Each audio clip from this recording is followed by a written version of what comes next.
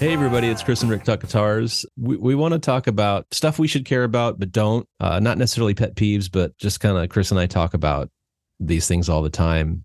You know, why don't you start us off, Chris? Because I know you had a couple right off the bat that you and I talked about. Oh, and great. A couple others. Well, I think everybody has their own things that some people seem to like stress over, and you see that or listen to them talking about it, and you're like, what the fuck? I'm sure I have things that I care about that someone probably does the same thing. But for me, we only care about you and me right now. That's what we care about. But Amen. For me, and this came up recently because I saw somebody calling Leo Fender an asshole because he didn't put copper foil in his Telecaster and his Stratocaster. He was like some sort of electronic idiot, they thought he was, because who would bother making an instrument without putting this copper tape in there? I don't know. I've been playing guitar for a long time. I've been fortunate enough to look at a lot of cool, really beautiful old 50s and 60s instruments and 70s. And there's nothing in there. And, we've made a lot of music without that shit. Yeah. But there's a whole group of people that really care about that and couldn't fathom playing a guitar that wasn't shielded, like with copper tape over everything. Like I said, those people, that's what they believe in, and that's important to them. But it's one of those things, like, I don't see how that ever could affect my enjoyment of guitar in any way, even in the studio. Anytime but in the studio, using a Fender guitar, and had any engineer or producer or anyone go, hey man, you should shield that thing. That's really noisy. The one time I did have someone mention it when I was playing a Telecaster, it was in this studio in someone's garage, and this guy didn't know what the hell he was talking about. So he was like really stressed about that. And it was really annoying for me because he wasn't very with it, and he had a lot of issues. And the thing he chose to focus on was the buzz in the guitar. The thing of it is, when you play guitar, one of the things you learn is how to turn the volume down when you're not playing. And that goes away. And if you're recording a song, when the band comes in, it goes away. You know what I mean? Yep. What is it? The Replacements' Pleased to Meet Me has that song. I think it's called IOU, that has this glorious amp buzz at the end of the song. It's just amp buzz, and it's beautiful. And that's the thing that gets me, is like, who takes up the electric guitar that doesn't like fucking noise? I mean, that's why I started playing guitar, is because I like noise. But at the same time, look at the P90 pickup. Everybody seems to love the P90, but even the people who love the P90 are like, but it's so noisy. Can't they make a quieter one? It's like, no, it's a beautiful pickup. But again, that's just me. That's the thing that I should probably care about and don't. What do you got? I love that, man. Well, one of my things is I have a 70s Strat, and I remember seeing the 3-bolt, people bitching about the 3-bolt neck. Right. That it never stayed, and I've never had an issue with mine ever. And I've played this guitar for years. I've had it for years, and it stays in tune. It's a workhorse. I can never see that the neck is like shifting in the pocket. So that's one of the things for me, like, we talked about before, 70s guitars. Yes, it's not the golden age. We know it's the bean counter era of Fender and Gibson, but they still made some good guitars. And this particular decision was probably totally guided by bean counter bullshit, but one less screw in the neck. But no, that was actually Leo Fender's design, and it was a great design. There was nothing wrong with that. Was it just to be able to adjust the? Yeah, he introduced the tilt neck, and 3 bolts were fine. He even took it over to GNL or Music Man when he was done. Yeah. Eventually, they had to change it from Music Man, though, too, because people are idiots, and they just never let go of the fact that 3 bolts just won't work. The problem with the 3-bolt neck was the neck pockets. Some of them were really, really sloppy, and they did move around. If they had 4 bolts on them, they would move around when there's that much space in there. You pick up the neck, and there's many, many 3-bolt Fender guitars that are awesome, and there'll be absolutely no problems with. But yeah, I mean, that's a thing, and that's something that I guess I don't care about that either. So I'm with you on that. I know people care about that, but I mean, I have a 3-bolt sitting right over there, and it's fine. I don't care. What else you got? Awesome. I guess in terms of aesthetics, something you and I both agree on is there are so many people that love, triple, quadruple, whatever flame tops on guitars, especially Les Pauls. And I love a plain top. Like, that's what I'm drawn to, because I just love stock cars, just simple minimalist stuff. And I just think it looks better. I just think it looks better on a guitar when it doesn't have all this quilted, flashy stuff. Now, saying that, I know that some people dig that stuff, but for me, I have a plain top Les Paul and I've got a gold top, but I would never buy like a quadruple or triple flame top just because it just doesn't appeal to me. And that's something, again, I know there's tons of people out there that love that stuff and it's, aesthetically it pleases them, but I just don't like, I've never been drawn to that ever. No, these things that we're talking about, that people who dislike things that they should like, that says a lot about the guitar player, because I'm the same way with the flame top. And that's just because, like me, I'm a classic, person.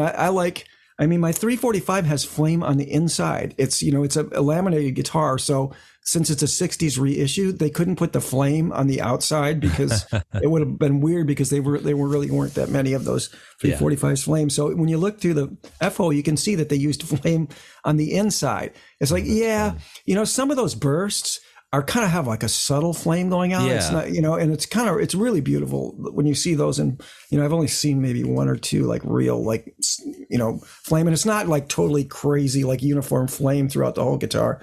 Yeah, I don't like those either. Add to that the color blue. And that's like the thing that would make me quit playing guitar is an all flame blue guitar, and I'm out. I'll go. I'll play something else. It's funny. We have these qualities where we respond pretty powerfully to things that we dislike. About things that deal with our art. It's kind of like music too, but I think I'm even a little bit more open about music, that I can get like something that I don't like. Yeah, there's a million people that like that. Who cares, But some of this stuff, it's really hard sometimes to go, what do you like about that? I mean, it's like, how can you like that? But again, it's personal, and it's like the things we don't like influence our music as much as the things we do like.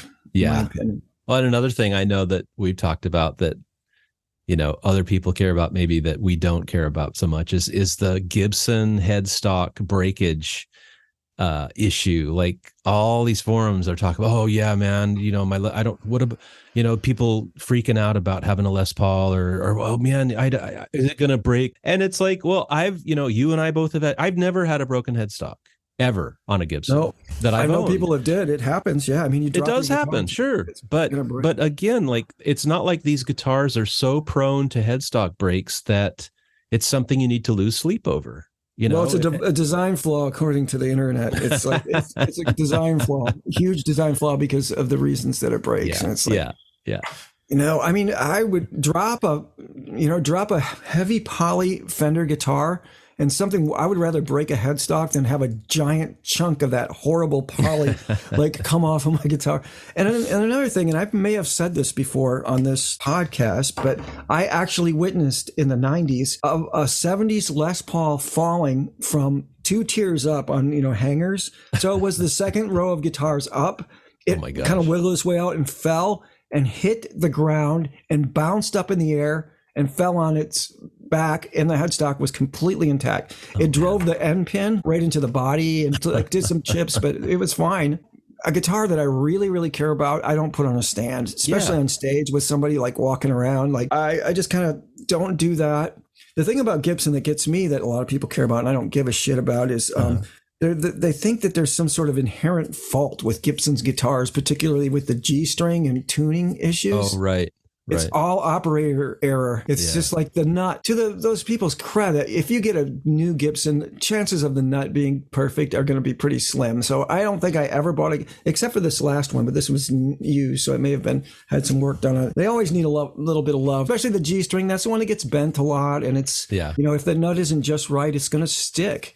So in that, again, the pitched headstock causes you to need to take a little bit more attention to them. But I mean, I've known people who I really admire that are really, really good guitar players, and I've heard them, make that joke. It's just like, what's wrong with these Gibson? What did Gibson do with these guitars? They just don't stay in tune. It's like, my gosh, I don't just set it up. Yeah, set it up correct. Yeah, exactly. Yeah, I'm the same way, and I bend all the time, and and again, my Gibsons stay in tune. They don't tweak. Yeah, I all of this is to say, I wish people, and I can be guilty of this too sometimes, focus on things that maybe are too inconsequential, but just play your guitar, play your gear, right? Because some people focus on the minutia to a fault, to it seems like it's so distracting to them. They're like not enjoying No, the parts they should be enjoying, which is playing the guitar and getting sounds. And exactly. I have a good example of that. I don't know if this happened to you, but back when I just started getting really good with my ear on the guitar, I've got to the point of where I could hear the inherent out of tuneness of the guitar, the equal tempered scale, and it drove me fucking nuts.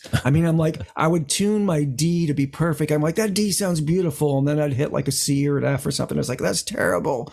And I had like a good guitar tech. I took it in and he explained to me about the equal tempered tuning, and he showed me a few tricks. And that was helpful, but also just letting go of that bullshit and focusing on that. Like, I can hear the out of tuneness every time. I can still hear the out of tuneness if I really want to, but you know, I don't. I mean, and I play like guitars that, you know, like a Junior that's just got a, you know, wrap around, or a Tele that's just got 3, you know, barrel saddles. And I don't have a problem with playing it in tune. I can play it in tune. And if it's a little out of tune, it's not enough that it bothers me. You know what I mean? Yeah. I don't focus on the inherent out of tuneness. Yeah. Did that happen to you? Did you ever go through a period where you just started driving you nuts? Like, yeah, a little bit. Yeah. And like you, I mean, I had just had conversations with techs and, you know, read about it. But again, it's just like, you know, really developing the relationship with your instruments and your guitars so that you can tweak them to play to your taste and to your style, and then also just tweak them so that they're, you know, as in tune as they possibly can be, and intonated and all that stuff. But you know, we always talk about this. You know, we listen to old guitar recordings and they just sound great to me. The idiosyncrasies of the guitar, whether acoustic or electric, I love it. I love the weird, some of the dissonance that happens, or, you know, and in the old days too. I mean, these guitars probably were not intonated nearly as accurately as we can intonate things these days, or we care about intonating them these days. We care. Right? Like, yeah. I mean, we definitely care a lot more. And so, but I love all the old recordings of guitars that are not this pristine, you know, representation of what somebody thinks a guitar should and be. they're musical. I mean, because people were musical players, they had ears. So something that I can't really wrap my head around is the modeling amplifiers. And I'm sure that a lot of people there's like probably a whole culture that's into those, and you can share like sounds from the internet and all this stuff. I just can't wrap my head around why. I mean, I guess the context that I could see that being super helpful in is like in a home recording environment. Yeah. Because they do sound good in that application. And the other thing, they take the microphone out of, you know, for a lot of people, if you don't have a good sounding room and you don't have a good microphone, you get really shitty guitar sounds. And those modelers and, you know, even the plug-in, you know, like amp simulators are really good for that. But as far as like, I was thinking about this the other day. Have you ever seen come across another band when you were playing a show where anyone, I play a lot on 3-band bills, and I've never run into one modeling amp in the last, I don't know, 5 years, and then nothing before that. But I figure 5 years would be a good amount of time to look back. And I haven't seen one of them pop up ever. Yeah. Have you? Well, locally, we played with that Rush band that did all, I think I don't even know, they might have had Fractal or something like that, but none of them had physical amps. They were all going through the system, and it didn't sound all that great. And maybe, I don't know, it could be a number of things. You know, maybe it was early technology, or they didn't know how to dial it in. But they sucked. So but to your point, that's the only, like, I've gone to a lot of shows, big shows, and the backline on every show that I can remember, guitar player rig is usually a reissue Fender Deluxe, which is tube, but still it's got the PC board probably, but it's tube. It's a tube amp. Right. And then the bass, it's one of those SVT stacks, you know, with the, I don't know, 110s in it or whatever it is. And those are the amps that I see mostly for backlines. And if it's a band like U2 or whatever, well, that's another thing. He's going to some digital thing, but I don't know if that's for the Vegas thing or not. But when I saw him, he had all his cool assortment of amps behind him, you know, which I like to see. And so, yeah, I have mixed feelings about it, because I've read some articles of some staunch tube players that are finally kind of relenting for what reasons they cite, like, you know, it's so much more convenient and I don't have to, you know, it's not more consistent. I know. Well, it's not either of those things. Yeah. And it's like such an old, boring argument that's been going on since, like, it started with solid state. It's the same argument now for modeling amps. It's like, it's not as those every modeling amp that's out today is going to be in the landfill, and we'll still be playing these old classic amps. And I'm not kidding, but I mean, and people are all right with that. And I don't have a problem with people that are all right with that. You know what I mean? Yeah. So what? We're kind of funny that way. I mean, we just mentioned, wanting classic things. So I can definitely see that that's an aspect of my personality. It's like I have no interest in anything that, I'm already all set anyways. But if I was going to get anything, I don't even like the reissue Fender stuff. You know what I mean? Because, I'm just like, it's like, and that's great stuff. I mean, some of that stuff sounds really good and it's great. It's durable. People are using it. But for me, it's like, it's kind of like cheating. It's, it's like, this looks like just like a Fender amp, Fender Deluxe, but it's not. It's like not made the same way. I mean, I've built amps. I know that you can move a wire like, 3 inches and the amp will sound different. Yeah. And they don't even have the same parts in them. You know what I mean? So yes, they're engineered to sound like that model, but they're not that model and they look like that model. Yeah. My favorite Fender model right now, the newest model I have is the Fender Pro Junior. And why I like that is it's a good sounding amp. It's its own thing. And you get the benefit of something being made shittily, cheaply, because you don't pay a lot for it. Yeah. With those reissue amps, they're made shittily and you pay a lot for them. If you look at like the Chris Stapleton Brown Princeton, that's made fantastic. That's a fantastically made amplifier, and it's made just like the old ones were, but it's like new components. Great, but you could probably get a real one for that. An old one. Well, exactly. Yeah, for the amount. So it's like that's would be my dilemma, but it's great. It's great stuff. But yeah, that's a good example of something that I should care about, and I don't give a shit as any of that reissue amp. And that goes for. I got like a pet peeve with companies that buy these old American brands and they put out really crappy cookie cutter Chinese products. Who is that one that made the big one like? Eastwood, yeah. Yeah, I remember seeing them, some of them and some of these things were really expensive, like an beautiful old Harmony copy. Yeah. And it was just like plastic, like it was just terrible. I was like, I don't know. I'm not a fan of that stuff. And I know people are, but again, to me, that's like it's kind of diluting this brand. There's still a lot of great old Harmonies out there, and they're not anything like those. They have this really cool, like unique finish on them. They feel like a wooden instrument, and they're great. I know a lot of people probably like that's a great thing. Oh, I can go out and I can buy a Harmony again, and that's cool for you. But I don't care about that. I don't want that. It's the same with the amps. Well, about the amps, you and I totally agree. I mean, I think I bought a reissue and it's the PC board. It's tube, sure, but it's that PC board that's nearly impossible to work on. And most techs don't want to work on them because they're fragile and they'll break. And it's just a big pain in the ass. And so, I think it's kind of shitty and false advertising of these companies to build it's a reissue deluxe. It's not. And I started to think about that when I had the amp. I'm like, well, I don't want this thing anymore because if I do have to have it serviced, nobody's going to want to work on the damn thing. So I sold it and I bought a real 65 Princeton, black panel Princeton. How much more expensive?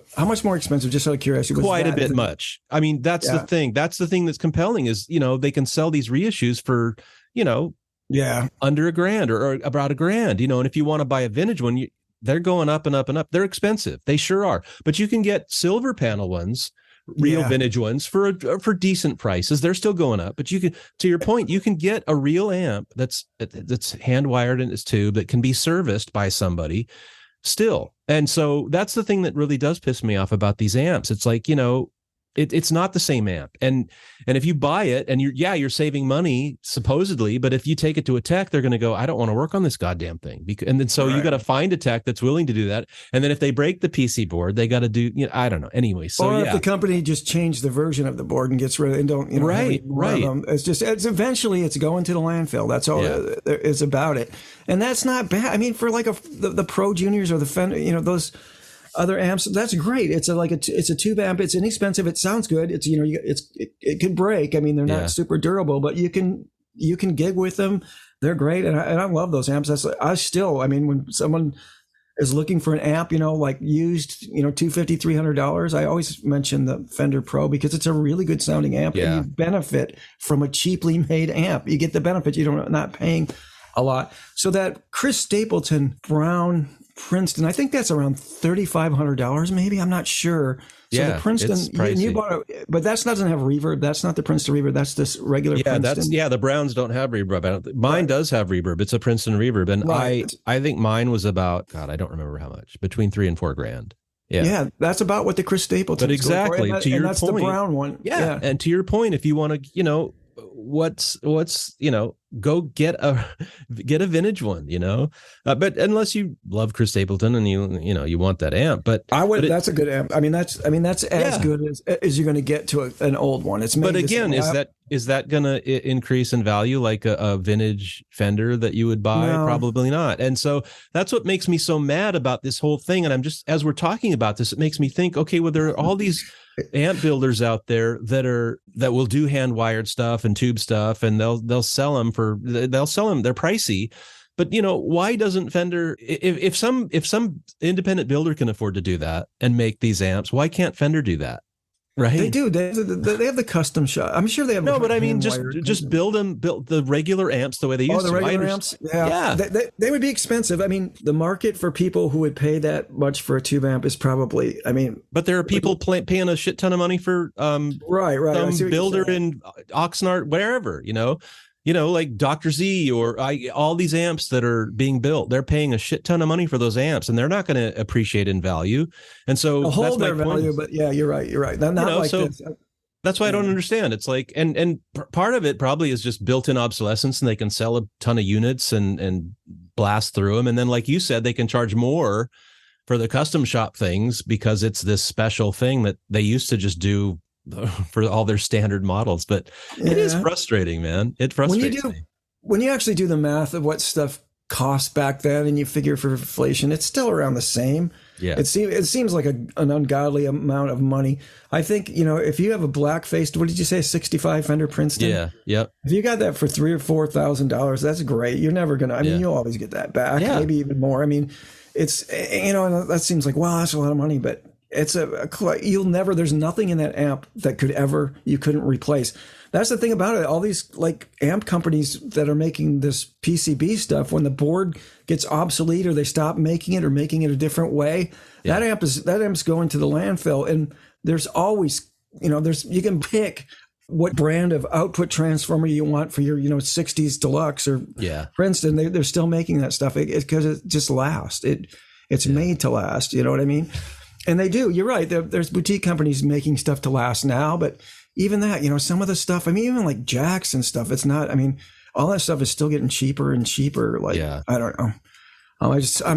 I need people to get off my lawn, but no, I hear you. I should really care that all these reissue amps are made for a reasonable price and that all these guitar companies that went out of business are back for a reasonable amount of money, but I don't care because they don't. I think they kind of diluted and they kind of took a shit on the brand. Yeah. And back to the modeling amps that you talked about earlier. Oh, that's right. This was a big. No, I love it. No, I love it, man, because it ties in too, because it's just part of the overall deal with amps. But the modeling thing for me, and I always wonder about younger players too, but a lot of the bands I like, the younger players are playing through tube amps, even if they're reissues, fine, but they're still playing through tube amps. And so, but for me, I love to see gear on stage. I just love it because I go see a band and my expectation is they're just going to have a bunch of stacked crap behind them they're going to be playing through, and it's fun for me to see. Oh, they're playing through this or that or the other thing. And so if they're just going direct through this whatever, processor or whatever it is, I guess they could put a bunch of faux, which many bands do anyway. They're not really playing through 20 Marshall stacks on stage. They're playing probably a half stack. But the point is, I love to see gear on stage because it just and also if you're playing on stage, it's different when you've got stuff behind you that's cranking. Oh, yeah. Feel it, and it's pushing the air, especially bass players, like playing through SVTs. But if all you're getting is the monitor feed or whatever, it's different. It's a different vibe, and so I don't know. No, I hear you. The closest I ever came to dipping my toe in the modeling stuff was probably about 10 years ago. Maybe I got one of those pod. Is it Line 6 pod? Yeah, those little things. Yeah. I got it for a headphone amp because I had like people. I didn't want to annoy people in the house when I wanted to practice, so I got one of those. And it was so annoying. None of the sounds. I know for a fact that the technology is way better now, but then it was like none of the amps sounded like they did. You had to hook it up to the computer, and it's just like all this like this highway to finding other ways to geek out that really don't do anything for your guitar playing. They all sound like a shitty headphone amp. But that said, what was it, like Native Instruments or one of those things that's like an amp simulator for the computer? And I've done that, and like I'm plugged my guitar in and I've got headphones in and it sounds like a shitty, like, oh yeah, this is really shitty. But in the song coming back, it sounds really good because you lose any of that like weird phasing issues you get with a microphone, and it just like it's kind of thin, which works to its advantage because it sits better in in the mix. So I've heard some really excellent sounding like home recording done with like digital like modeling stuff. So all that stuff is getting better. I sound like I'm just down on technology. I'm not. It's getting better, but for me, and it sounds like for you, it's there's a whole package. You know what I mean? You mentioned like wanting to see amps on stage. I love the smell of it. Yeah. I mean, I love everything about it. Just, and you're right. The way you're standing on stage and you're hitting chords. I think that's a big thing I heard somewhere like in Nashville now. It's everything is in ear and there's no amps or something. And I would probably rethink my wanting to play live if I had to do that. I mean, seriously, because part of the joy of it is just, the sound of an amp in a club, it's like the sound of a band in a club. And and like I said, I'm real curious to know if 10, 20, 30 years down the line it will just whatever's driving it, if things will just go that way or not. But I like you say, I'm heartened to see younger artists play, like Chris Stapleton. He's a young artist and he's got his own signature tube amp. That's awesome. And then other bands I like Japanese Breakfast or Madison Cunningham, just to name a couple off the top of my head, they both play through amps, and they play cool Fender offset guitars. They play tube amps, which is super cool. And they're young. They're super young artists that are kind of hot right now. Mm-hmm. But I always think about it because I always, we're of the age now where it's like, okay, am I just an old fart that wants to, I'm stuck in my ways, and I don't know. But for the reasons I cited, exactly, like if I'm playing on stage, I want to hear my amp behind me. I want to feel it behind me. And if I'm at a show, I want to see that gear on stage. It just makes me happy. It makes me happy to see what somebody's playing, like Neil Young, like seeing all his crazy tweed amps on stage, and his little wizard thing or whatever. But I don't know. I often think about it, like if it'll just eventually go a certain way. But I mean, the 80s was supposed to be the end of guitars, and look at where we are now. So, Yeah. The guitar has been dying. It's for its entire life. It's been on the way out. Yeah. No, I don't think it's the age of a guitar player has anything to do with like their love for, there's plenty of them that love the same stuff we love. And I am old and cranky and all that stuff. I'll admit to that, but it's because this hobby is a passion, and it's a hobby of passion. So, you just get passionate about things. But just like you were saying before, was using GarageBand for a long time to record, and they had kind of some amp modeling stuff in their software that I used. And it is kind of cool, but it doesn't, at the time, it didn't capture. I could get some decent sounds, I guess, is what. Yeah. But I don't know if it captured the sounds as I envisioned them or could get with a mic in front of an amp. But so I think in certain applications, for me, I have used them and they've worked out. But I still, like, if I'm going to make a final cut of a song, I want to do it in a room with an amp and a mic in front of it, and get it done that way. And same with live. I mean, I played with so many different sound people that can just dial in a live band really well, and they just work with the band in terms of, positioning your amp and the microphone in front of your amp or volume. And I know it can be done. It's been done historically, and it's being done now. So, but I don't know. The whole modeling thing it's a hot topic right now. And I know a lot of people are talking about it, but yeah. Who cares? We should really care. But we don't. Not necessarily. Well, that was good. I think we covered. We'll save some more things we should care about, but don't for another time. But yeah, there's we got going. There are a lot. But yeah, thanks so much for listening. As always, we love it, and we're super psyched to say that we are now members of the Ruinous Media Network of podcasts and content. So we're super psyched about that. You'll be hearing more about that in the coming months. And we're just really happy to be a part of that whole stable of great content. So keep your ears peeled and keep contacting us through email and online. We'd love to hear from you. Give us ideas, give us your feedback. We'd love to hear that. Chris, you got any final words? Just thank you for listening and play some goddamn guitar. Right.